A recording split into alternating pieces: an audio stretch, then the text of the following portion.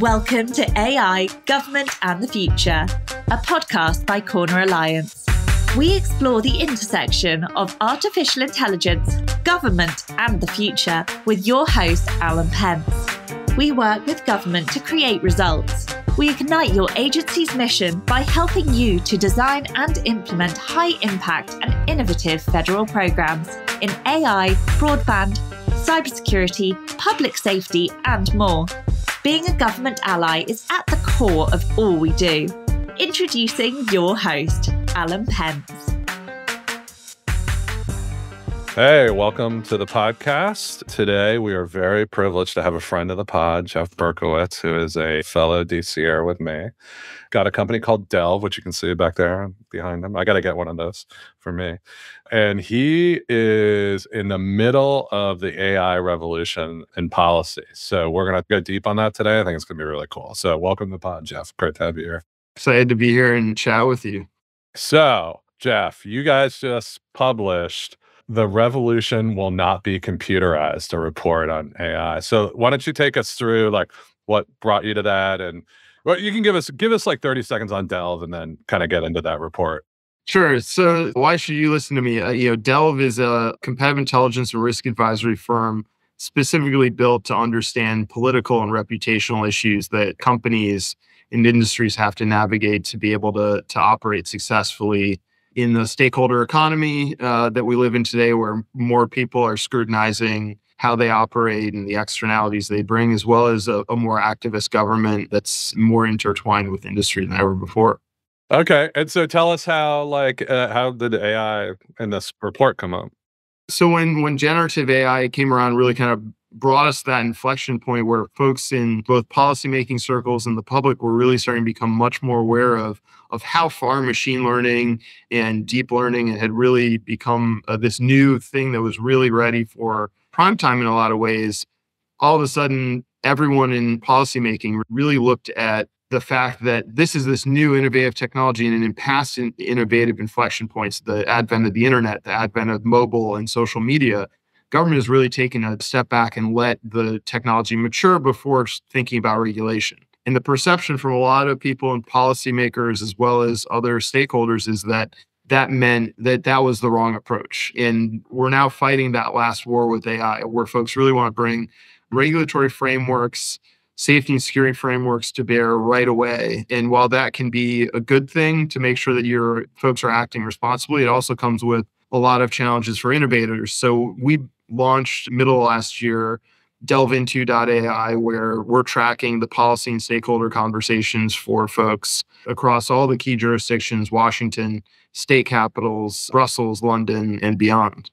Interesting. Yeah, we've talked to a lot of Europeans on the pod, and my take is the EU AI law, to paraphrase a Labour MP, is the longest suicide note ever written in history. So I don't know what your take is on the current regulatory environment, but it does feel like, we're seeing like a lot in Europe, uncertainty in the United States, and we even got some feedback like India is pretty hands-off, like they're letting it develop as well. But what are you guys seeing across the world?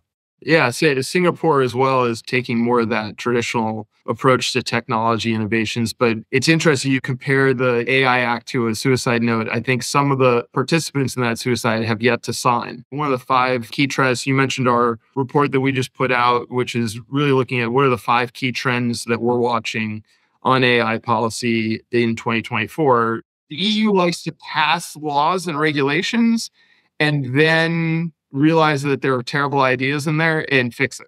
But you're seeing several member states push back because as you just saw, the head of antitrust and competition for the Europeans say yesterday, they don't want the AI model choices to be American model or American model. They want to have European models as well. And there's some great companies like Mistral and Aleph that are there. And so you're seeing France, Germany, other folks push back on some of the ways the AI Act was written. Germany just said they'll sign on after getting some concessions. That's one of the things we're going to keep watching. But even once the AI Act is officially signed, that just starts a clock on implementation and regulation. And as you know from all your government work, there's legislation and then there's implementation. And I think there's a 6, 12, 18, 24-month window for a bunch of the different pieces of the puzzle. I think the passage of the AI Act will be the end of the beginning, not the beginning of the end.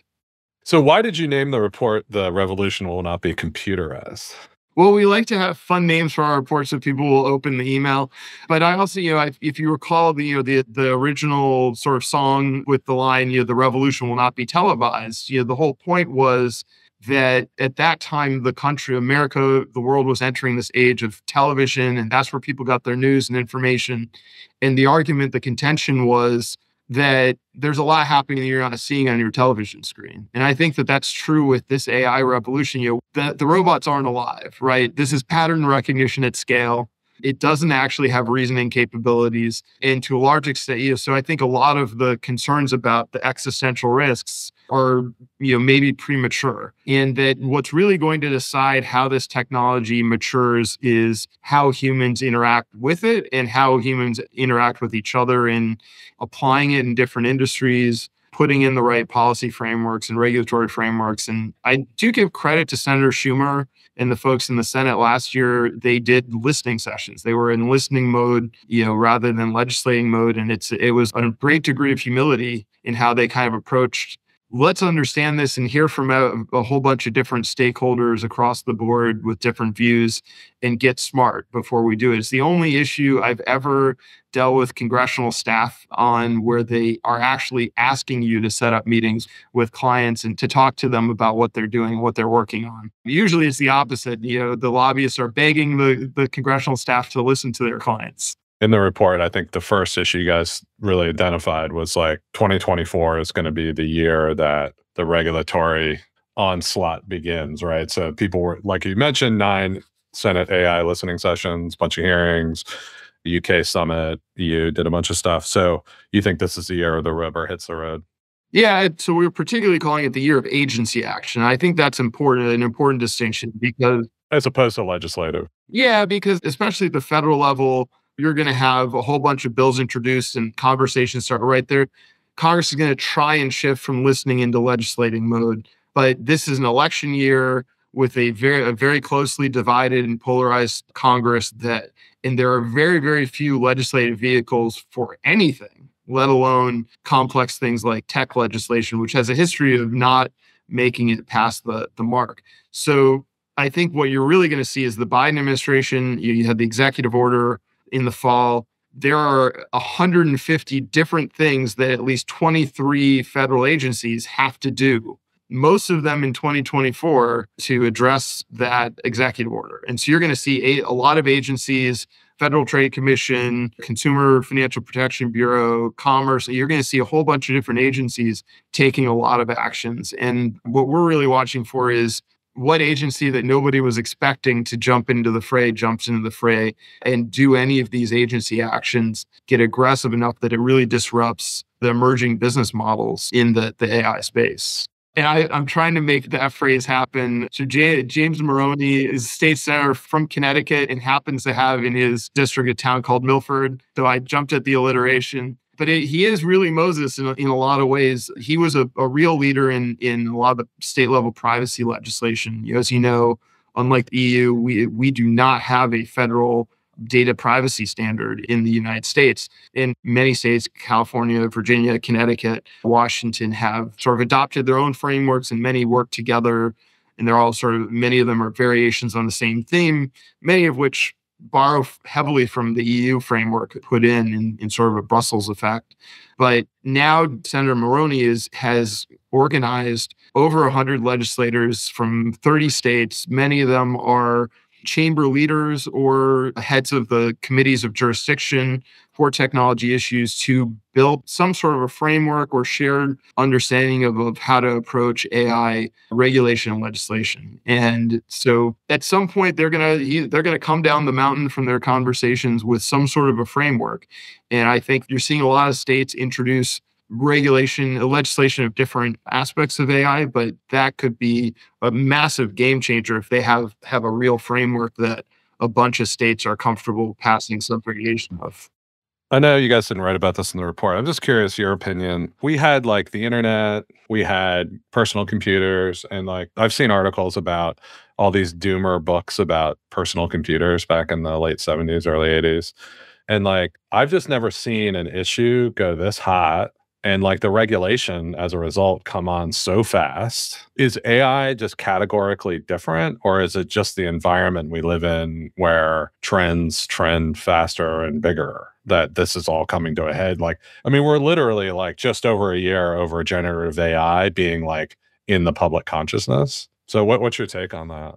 I think a lot of it has to do with the environment. Some of it is that baseline environment of just things move faster, and there's many more, in this digital age, more stakeholders can engage more effectively, more quickly than ever before. But specific to AI, as I talked about a little bit before, many policymakers and legislators feel that they whiffed it in letting social media and some of these other earlier technologies go unregulated and unscrutinized for as long as they did. And the public largely agrees with them in that, and they don't want to get it wrong this time. And so instead of in the past, when they erred on the side of innovation and let 1,000 companies bloom, that you're seeing them take a much more hands-on approach to what they think the regulatory environment should be for responsible AI. The other key difference, I would say, is just the scale of what's required for this technology.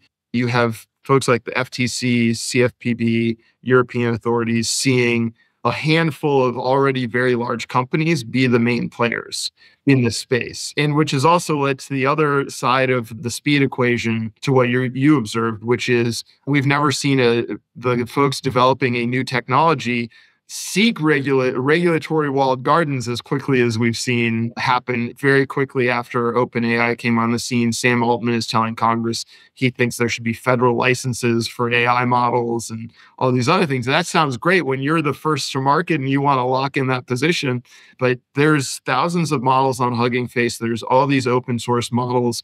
We want to, and you've seen this tension in the EU AI Act. Is it more important for regulation to protect consumers and the public, or is it more important that you ensure you aren't just locking in a few large companies as the only ones that can operate in the space?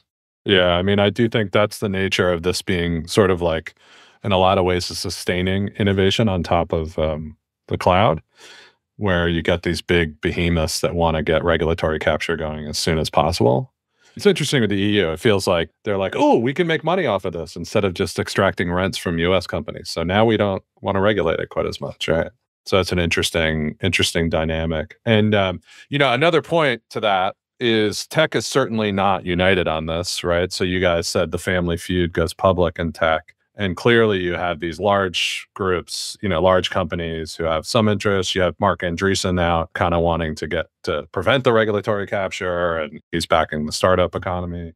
So there's a lot of different players here. And so tech's not going to be speaking with one voice. Yeah, well, we already mentioned one of the tension points of what closed models versus open source and what gets you the most secure and responsible AI. I think you also have the existentialists who are afraid of the risk of the computers taking over and us ending up in the Terminator world. And they're kind of looking past that and saying we need a UN agency like the IAEA. Now, of course, having done a lot of foreign policy, national security work in my background, I was like, if you're really worried about this, I don't know if the IAEA has actually done a great job of stopping proliferation. Oh, yeah. Like I look at the Nuclear Regulatory Commission, and I'm like, oh, it's the way to keep nuclear energy from being used in the United States. Scares the crap out of me, like very early attempts to regulate. So hopefully the feud kind of keeps enough disruption in the system that they can't come to one approach that quickly. Yeah. You've got this big feud. I think, you're going to see some of those larger incumbent players versus newer startups. You're going to see open source versus closed source. You're going to see, a lot of these tension points around where the liability, that's going to be another piece. The CEO of Mistral said that the liability and responsibility for how things get used really should be on who's deploying it. It's like, well, but it's your model. Right. So you're going to have those tension points over that. You're going to have tension points over copyright and training data. There's a lot of different tension points. Tech's not going to be have a united front on this.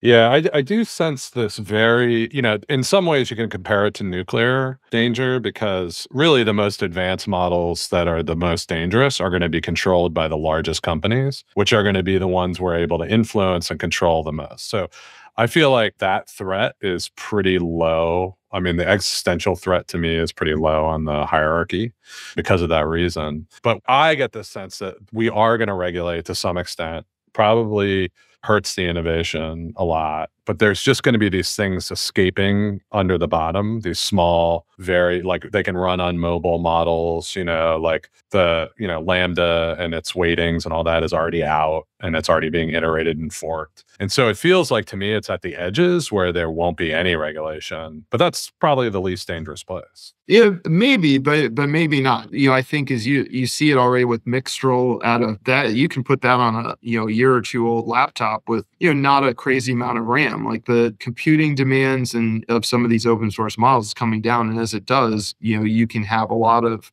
asynchronous strengths kind of come around.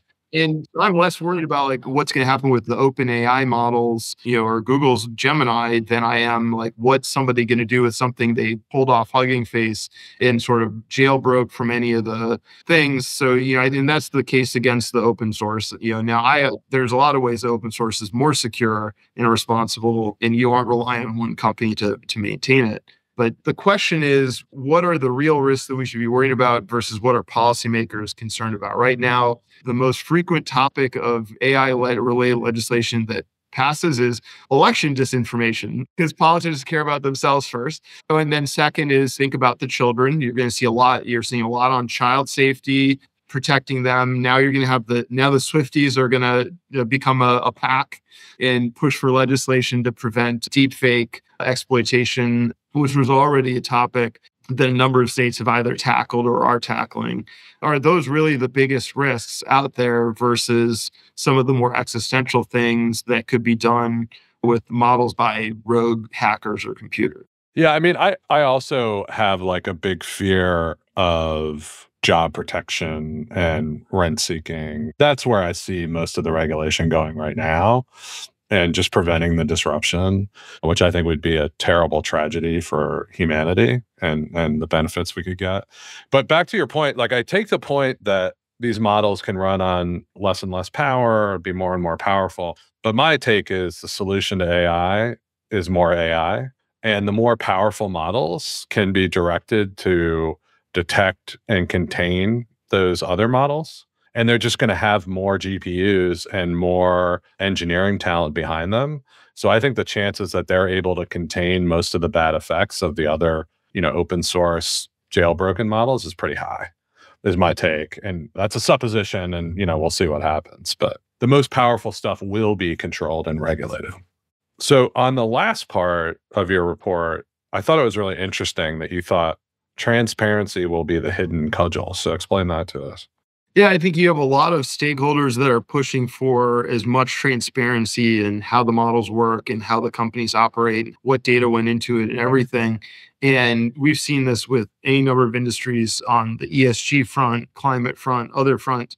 First, they ask for your data, then they ask you to listen to their demands. And what you're going to see is even if companies aren't forthcoming or with enough disclosure, you're going to see folks going in there and trying to red team or otherwise pull apart the pieces to figure out what's beneath it to raise questions and further their agenda, whether it's folks who are concerned about the impact on labor, or the folks that are concerned about safety and responsibilities, misinformation and disinformation online.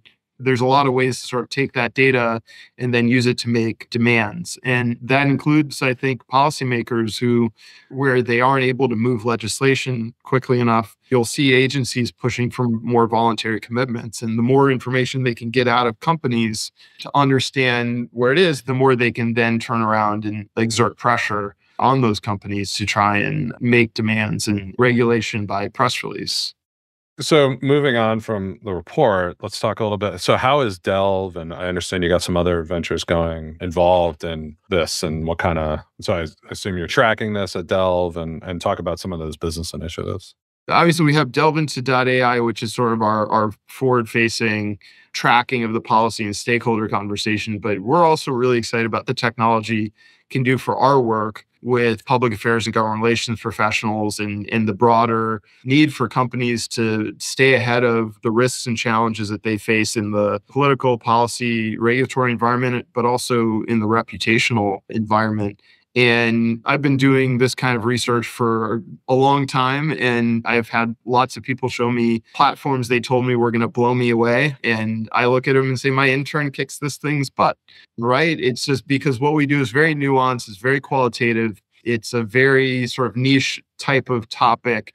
The kinds of dots that have to be connected, you need that human reasoning and expertise and political acumen. And when AI came along, I didn't say, oh my God, this thing blows away what our research team can do. But I did say, I can teach this to be just as good as what our analysts do. We have a very rigorous training program that we put our team members through to learn how to pull in all the right data, analyze it.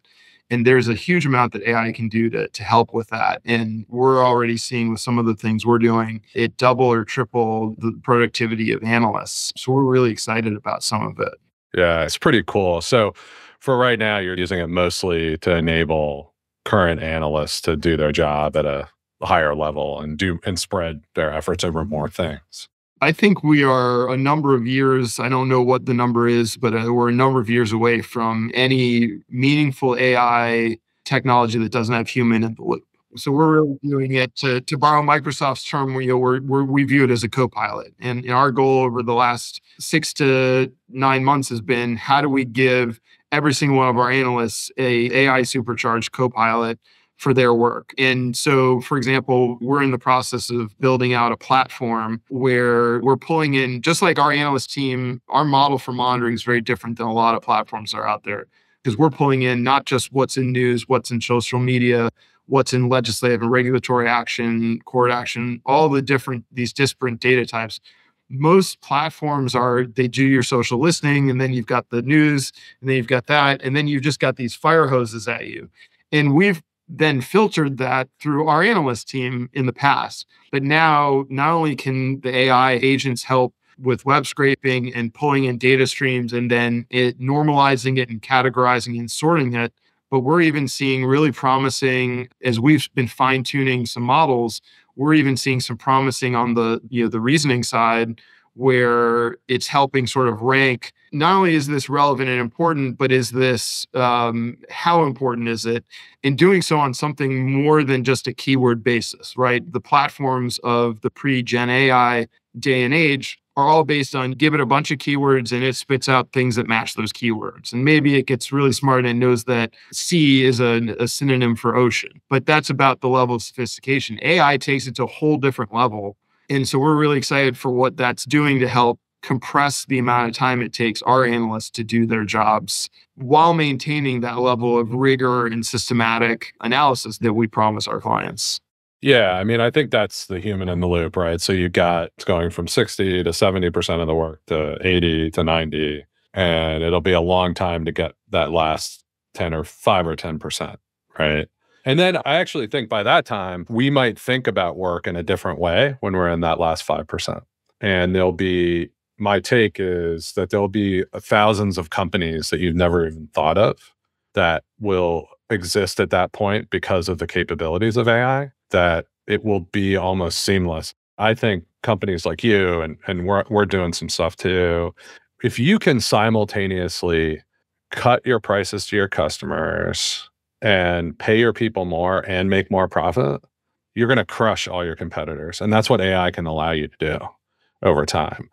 And then I think the other thing that it does, like back to the company thing, is think about all the different applications that you've wanted to develop over the years, but had no coding ability and didn't want to go deal with some offshore team managing all that. And you don't know what you're getting yourself into. And I think within a year or two, you're going to be able to tell the AI to spin up applications, and they become easy to create, disposable, and you can build businesses off of them in seconds. And that's just going to enable so many more types of needs to get met. And as Milton Friedman said, that human desires are infinite. So we will always want more stuff, and now we can get more of it. So I see it as it's just going to be a huge positive, and people are going to end up making more money, being much more productive, and doing jobs they like a lot more. Cool. Well, Jeff, thank you so much for today. If people are interested in learning more, so you cited the AI platform that you got. Is that public, or is that something you? No, that's internal right now. It's under development. It'll go into a closed beta soon. But the policy tracking, they can, that's live. Anybody can go sign up. There's a free version and then a premium version. That's right at delveinto.ai. Okay, that's great. And then if they want to reach out in general, what's the best way for people to get in contact with you? So our main website is delvedc.com, and there's contact form on there. Comes right to our team. Well, this has been great, Jeff. Thanks. I'm really excited about what you guys are doing and to hear more about how you're seeing AI change the business and the policy landscape. So appreciate you being on the pod today. Thanks for having me on. Always good to chat with you. AI, Government and the Future is brought to you by Corner Alliance. To find out more about Corner Alliance and how we work with government to create results, visit our website at corneralliance.com. And then make sure to search for AI Government Future in Apple Podcasts, Spotify and Google Podcasts, or anywhere else podcasts are found. And click subscribe so you don't miss any future episodes. On behalf of the team here at Corner Alliance, thanks for listening.